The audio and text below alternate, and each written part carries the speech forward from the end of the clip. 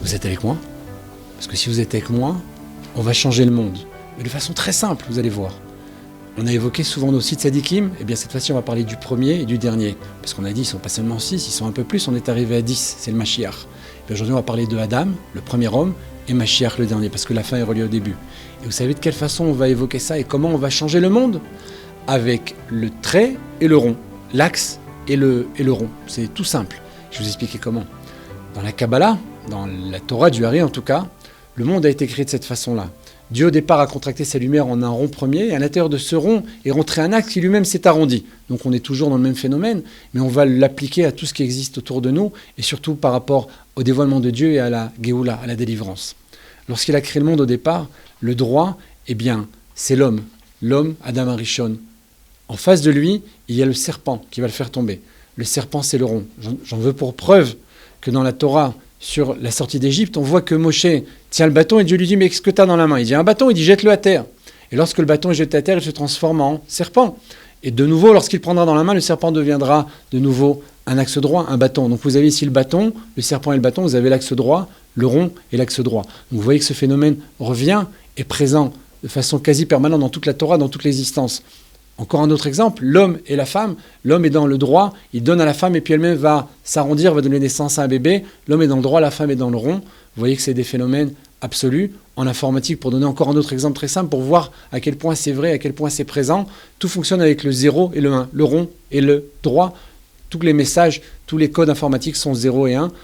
Ça, vous le savez. En tout cas, si vous ne le saviez pas, c'est une information de base pour quelqu'un qui touche à l'informatique. Donc pourquoi tous ces exemples? Pour vous dire que tout ce que Dieu a créé dans le monde avec ce rond et cet axe, eh bien c'est vrai au moment de la création.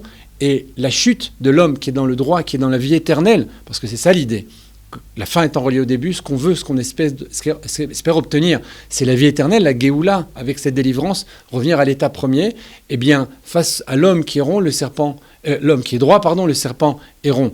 Eh bien, il y aura une autre étape, il y aura un autre moment, une autre possibilité pour le monde, pour l'homme, de revenir à cet état premier de vie éternelle.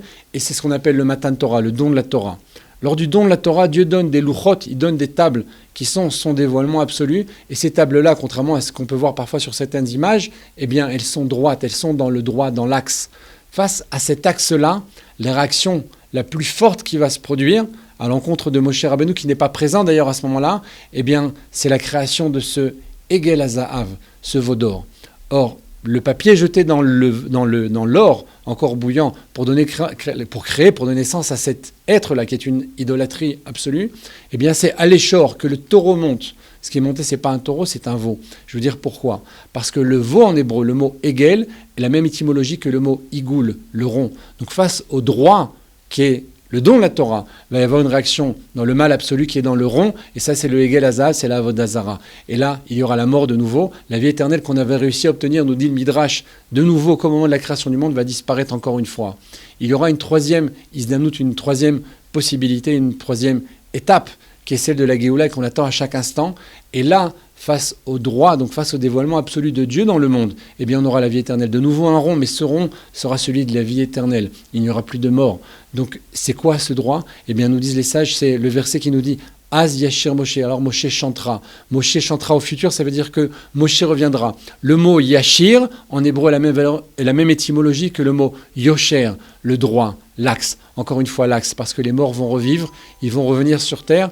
La vie sera éternelle, la mort disparaîtra, et face donc à ce droit-là, à ce dévoilement absolu dans la Géoula, qui était celui qui avait au moment de la création du monde et celui qui avait au moment du don de la Torah, eh bien nous aurons la vie éternelle, et là nous obtiendrons ce que nous avons perdu et ce que nous avons manqué lors de la création du monde et lors du don de la Torah, et à ce moment-là, la vie éternelle dans le rond absolu de cycle de vie sans fin se réalisera face au droit qui est le dévoilement de Dieu, et ensemble, tous ensemble, si vous restez avec moi, nous allons changer le monde.